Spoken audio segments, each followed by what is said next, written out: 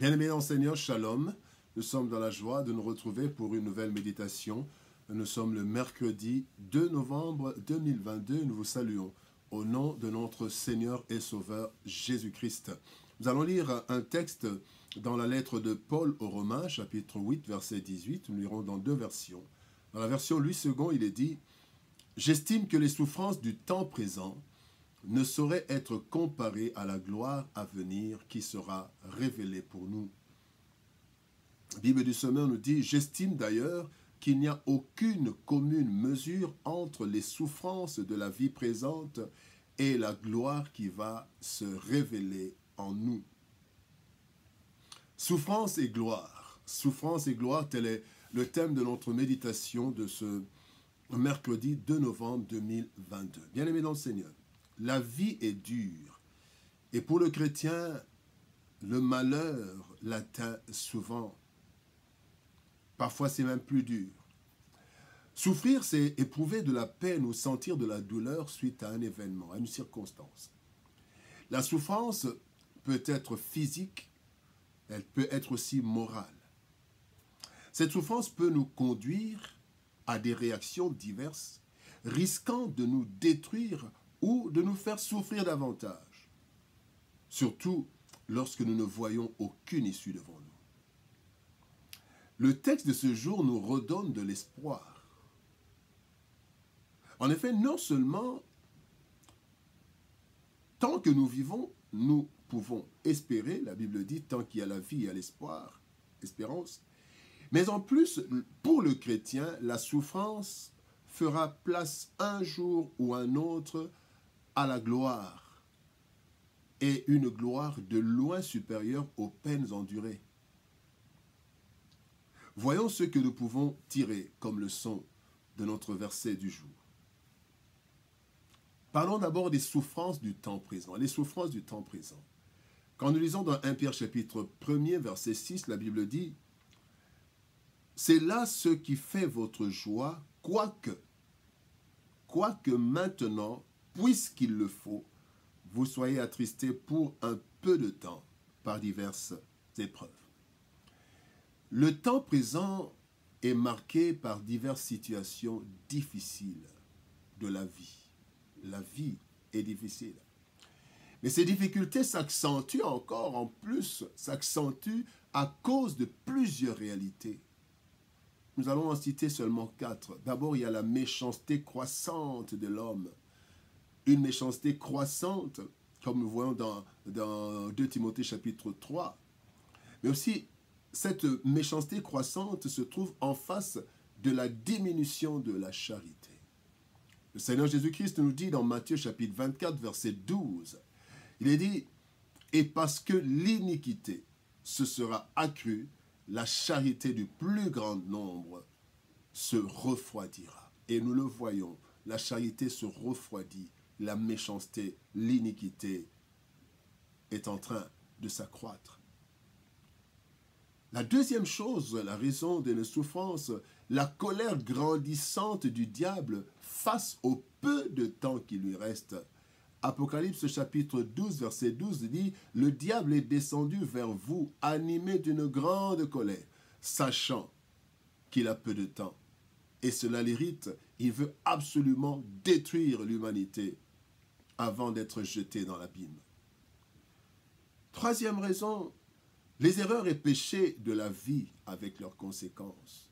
Jacques nous le dit, Jacques 3, verset 2 dit « Chacun de nous commet des fautes de bien des manières. Et ces fautes, pratiquement toutes ces fautes, ont des conséquences qui nous font souffrir généralement. » Les châtiments, quatrième raison, les châtiments et épreuves du Seigneur. Dans Apocalypse chapitre 3, verset 19, le Seigneur dit « Moi, je reprends et je châtie tout ce que j'aime. » Le Seigneur nous reprend et nous châtie, il nous donne des épreuves pour nous fortifier, pour nous améliorer. Et tout cela nous apporte la souffrance. Bien-aimés dans le Seigneur, le temps que nous vivons dans ce monde corrompu est parsemé de souffrances. Mais ces souffrances ne détruisent pas ceux qui appartiennent à l'Éternel, bien au contraire. Ces souffrances les préparent au temps de gloire, le temps de gloire sur la terre, le temps de gloire surtout dans les cieux. Les souffrances du temps présent. Parlons maintenant de la gloire à venir. Deuxième leçon, la gloire à venir. Marc chapitre 10, verset 30 nous dit « Il est personnes qui ne perdent plusieurs choses et qui ne reçoivent au centuple présentement dans ce siècle-ci des maisons, des frères, des sœurs, des mères, des enfants, des terres, avec des persécutions, et dans le siècle à venir, la vie éternelle. » Bien-aimés dans le Seigneur, la venue du Christ a amené une grande lumière dans le monde. Ésaïe 9, 1 dit « Le peuple qui marchait dans les ténèbres voit une grande lumière. » Cette lumière, bien-aimée, apparue après les ténèbres, annonce la gloire qui apparaît après chaque souffrance pour l'enfant de Dieu.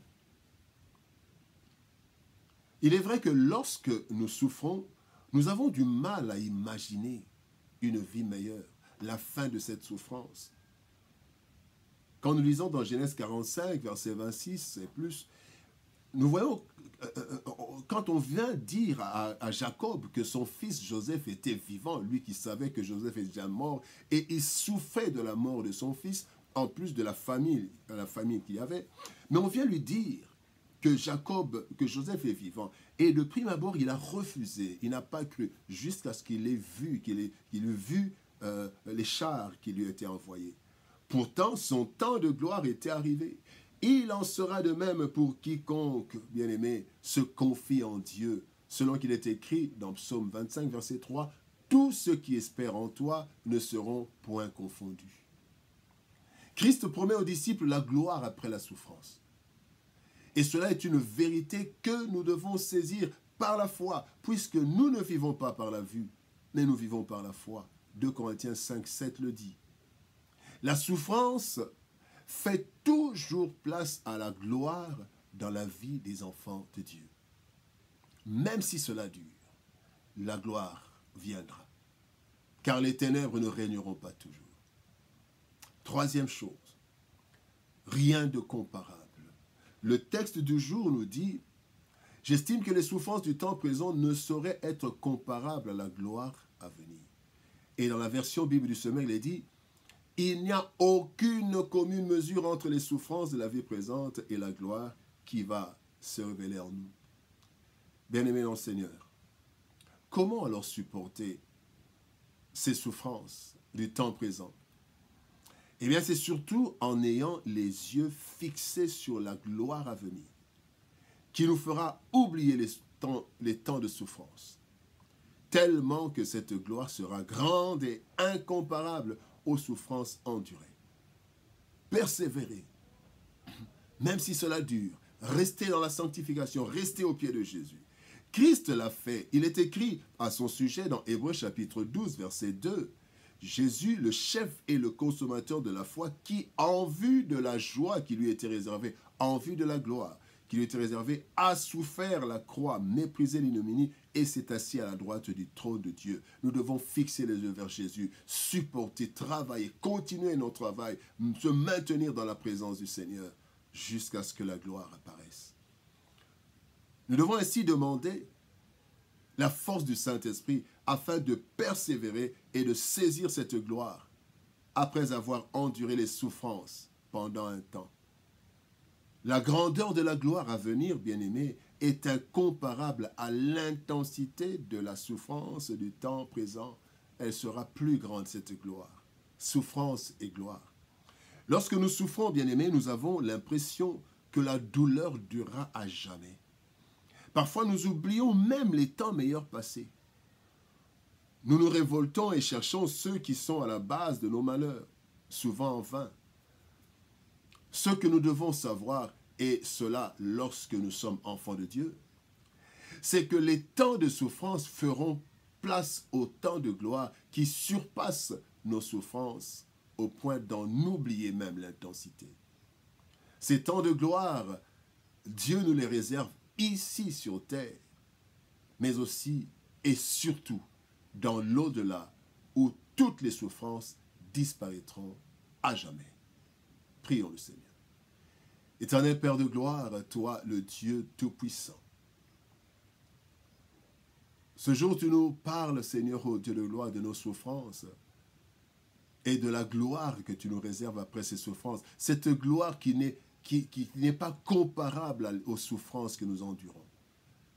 Donne-nous la force de persévérer. Cher Saint-Esprit, donne-nous la force de persévérer, d'aller de l'avant, de garder notre vie de sanctification, d'aller jusqu'au bout, parce que les ténèbres ne régneront pas toujours. La souffrance ne régnera pas toujours dans la vie de tes enfants, parce que tu nous réserves une gloire. Cette gloire sur cette terre, par les bénédictions, mais aussi et surtout cette gloire dans les lieux célestes, le jour où nous serons avec toi. Fortifie-nous, Seigneur ô Éternel. Fortifie mon frère et ma soeur qui traversent des temps de souffrance. Montre-lui par la foi, par les yeux spirituels, qu'il y a un temps de gloire à venir. Et ce temps sera de loin meilleur au temps qu'il est en train de traverser. C'est dans le précieux et puissant nom de Jésus-Christ que nous avons ainsi prié. Amen. Que Dieu nous bénisse. Shalom, au revoir et à demain.